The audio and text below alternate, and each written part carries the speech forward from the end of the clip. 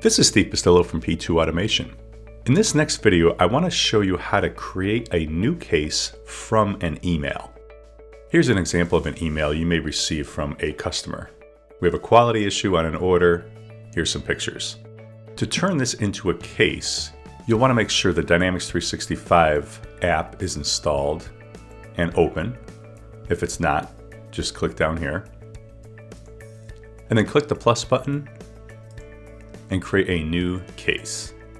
We kept this very simple. We just need the bare minimum information here. Who's the customer?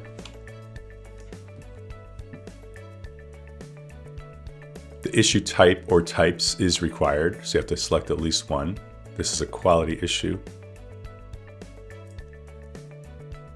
And it's good to put a description of the issue, although it's not required in this system. Save and close.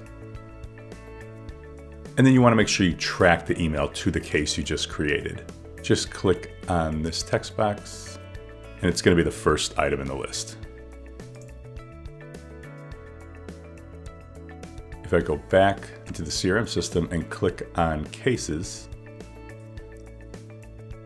the new case appears at the top of the list.